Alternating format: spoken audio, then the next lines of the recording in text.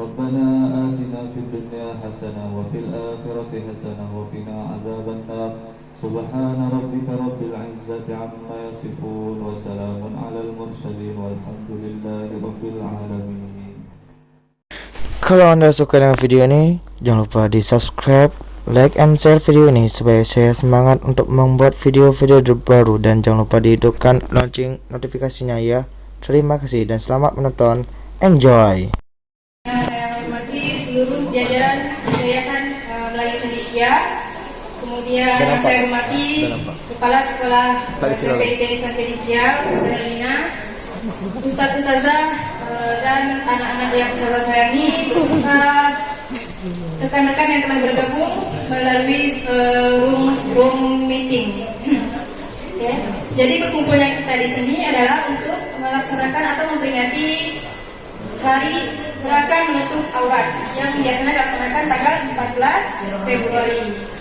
Nah, jadi tadi sudah disampaikan di depan bahwa menutup aurat itu sangat penting, sudah disampaikan oleh ketua OSIS kita, sudah disampaikan oleh kepala sekolah kita gitu. Jadi menutup aurat itu seperti yang sudah sama-sama kita ketahui, itu merupakan kewajiban bagi akhwat dan ikhwan atau bagi muslim dan muslimah seperti itu. Nah, jadi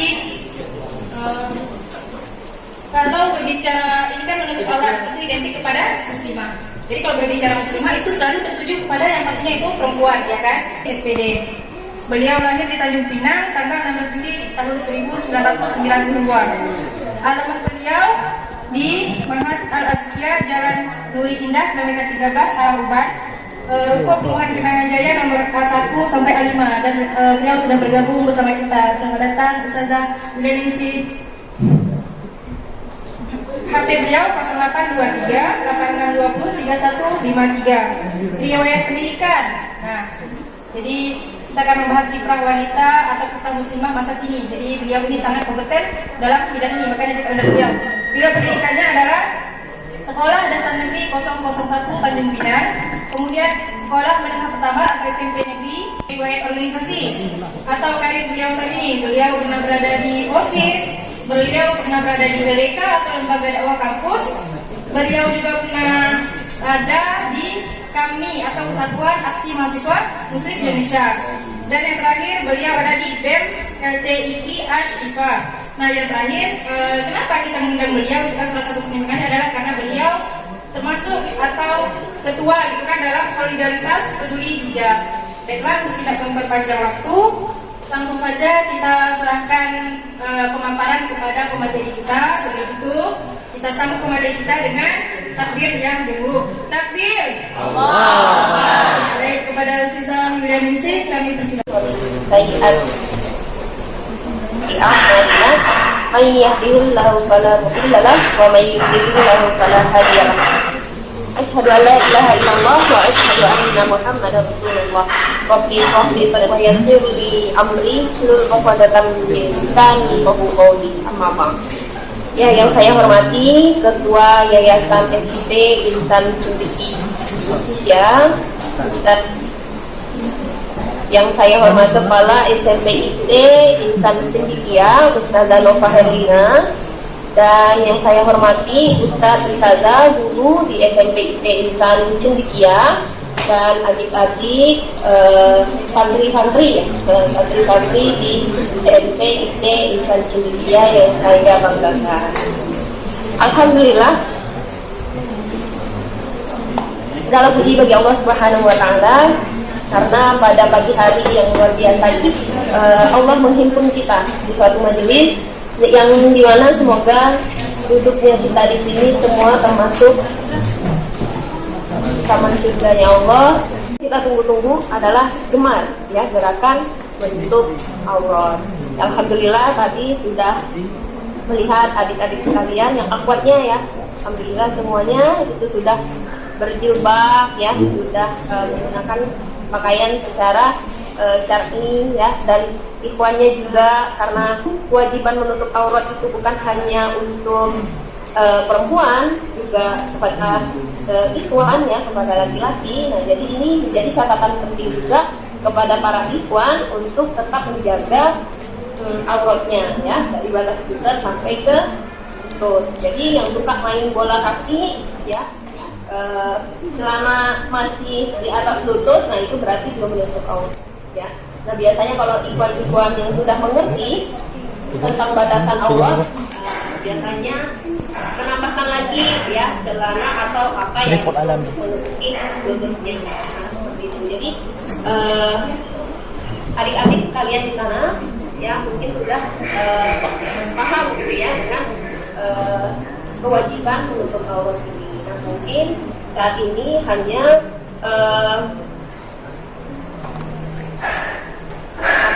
berbagi kepada adik-adik sekalian dan mengingatkan mungkin ya memurojaah untuk terus istiqomah dalam menjaga hal-hal yang diwajibkan oleh Allah Subhanahu wa Ta'ala.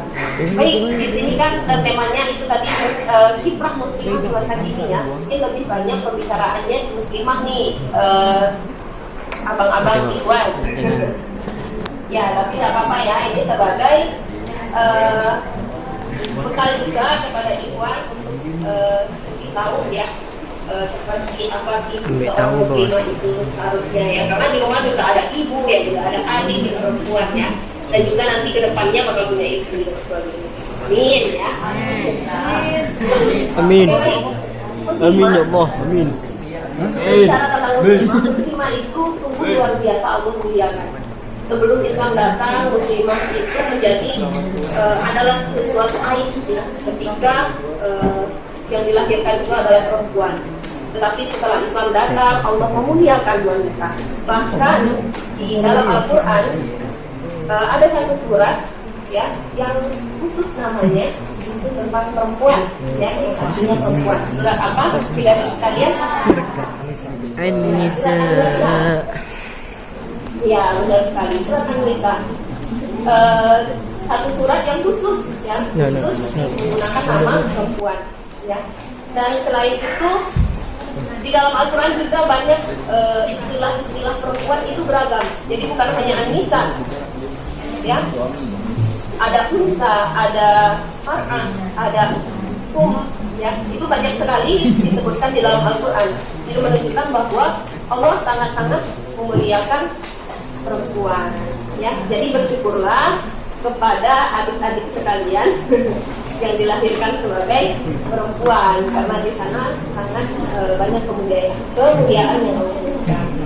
Selain itu muslimah juga menjadi ujung tombak peradaban ya. Bayangkan adik-adik sekalian muslimah, Allah titipkan kepadanya rahim, jadi tanpa melanggar syariat-syariat dan ajaran Islam. Ya, itu mungkin yang dapat sampaikan. Mungkin sudah habis waktunya ya. Tadi udah dicek. Nah, kalau waktunya sudah habis dan maghrib pagi gitu ya. Mohon maaf kepada adik-adik sekalian apabila ada perkataan yang menyinggung, ada pesan-pesan yang mungkin tidak disukai ya. Ini semua adalah untuk mengingatkan kita semuanya di sini, saling mengingati satu sama lain, saling menasihati satu sama lain. Ya, itu saja. Mohon maaf atas segala kesalahan dan kekurangan. Mungkin nanti kita bisa bertemu lagi ya, yang melanjutkan sekolahnya di Tanjung Pinang mungkin. Nah, bisa kontak dengan saya di sini. Saya di Ma'had Al-Atqiyah ya, Al-Atqiyah. Semoga nanti bisa dilakukan lagi di acara-acara yang lainnya ya. Itu saja dari Ana. Wabillahi taufiq wal hidayah. Wassalamualaikum warahmatullahi wabarakatuh. Baik, terima kasih kepada Ustaz Zahri Bediksi telah menyampaikan materi yang sangat luar biasa pada hari ini. Jadi karena simpulkan bahwa closing statement dari Ustaz Zahri adalah milenial, ideal dan zaman now. Betul Ustaz Zahri? Betul? Nah, jadi seperti itu, kita boleh mengikuti tren gitu kan, tapi kita harus tegas pada diri kita sendiri. Kita harus punya filter sehingga kebebasan itu tidak membuat kita kehilangan identitas sebagai seorang muslimah khususnya.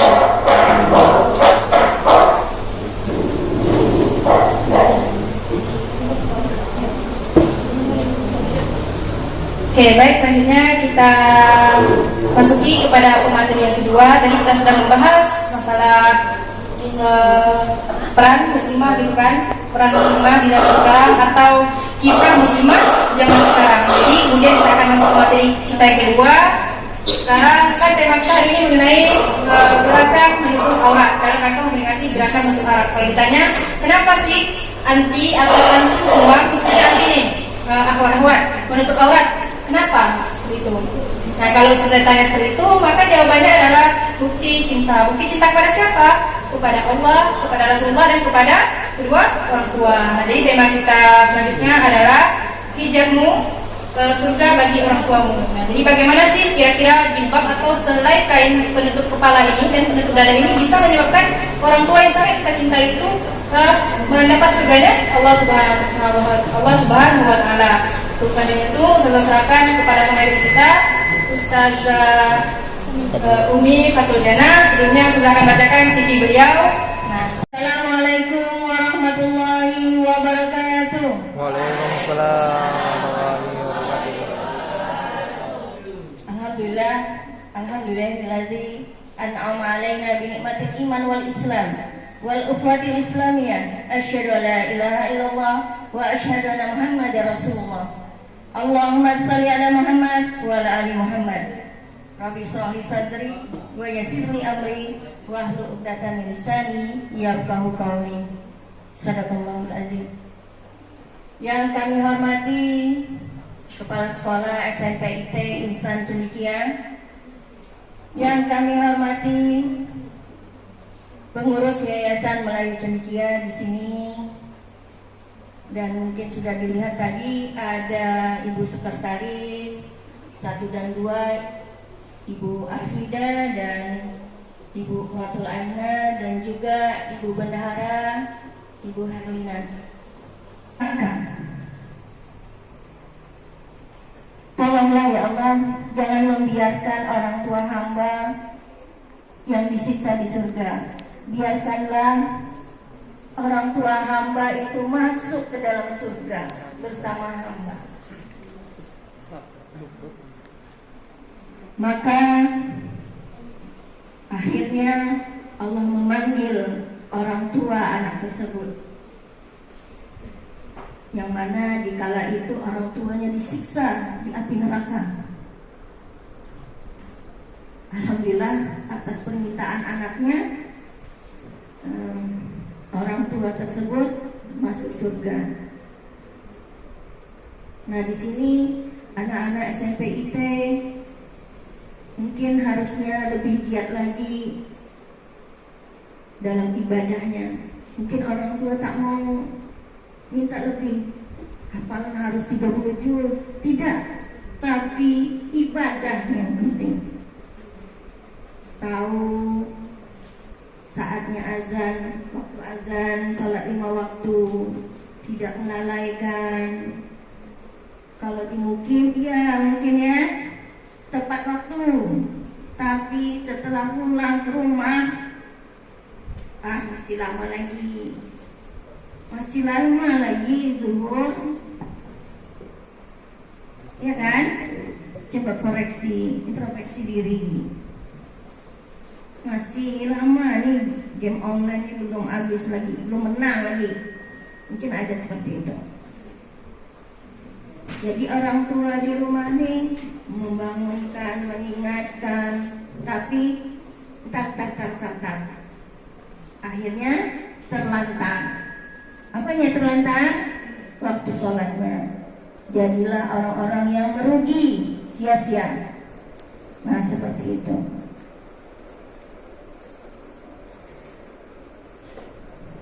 Selanjutnya di sini memang orang tua menggantungkan harapannya kepada anak-anaknya. Itu tadi, menginginkan masuk surga bersama-sama.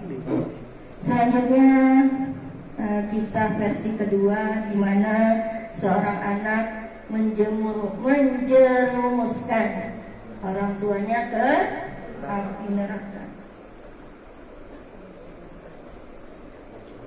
Di sini orang tua itu sebenarnya sudah divonis untuk masuk surga. Alhamdulillah.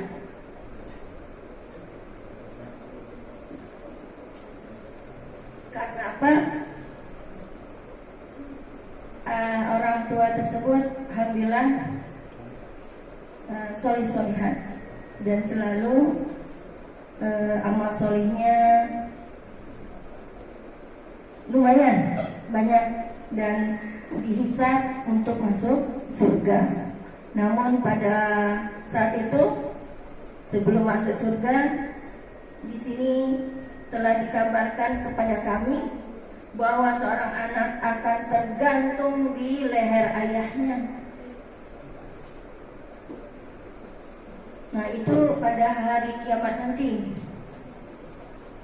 Walaupun orang tua itu divonis untuk masuk surga, namun karena sebab orang tua itu tidak mengingatkan anaknya pada saat itu asik mengerjakan maksiat, dibiarkannya, anaknya main game online, terus lalai dalam sholat, malah tidak sholat, tapi main tengok-tengok saja, main lihat-lihat saja.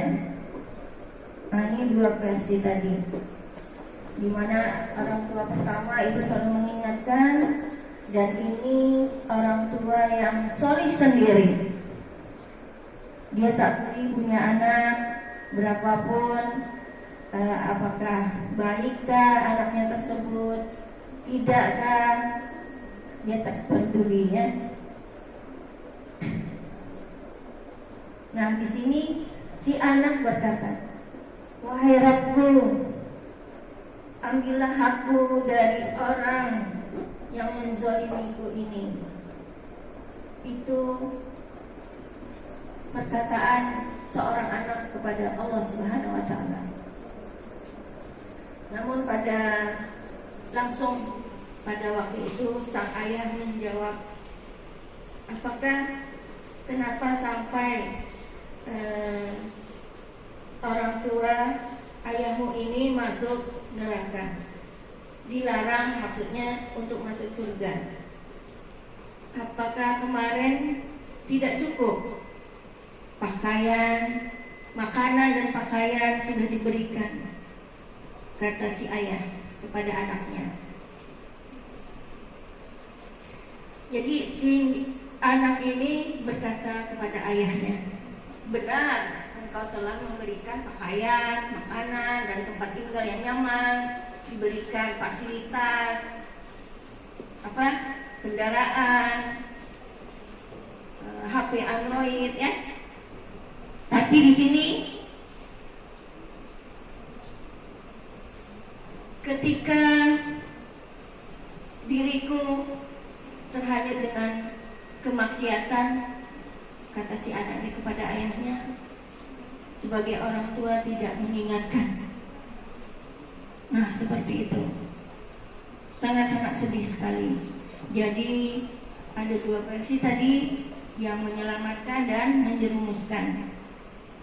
Jadi tentu ananda semua pada hari ini pilih yang mana? Pertama atau kedua? Kalau melihat orang tua tidak mengingatkan kita, kita yang mengingatkan,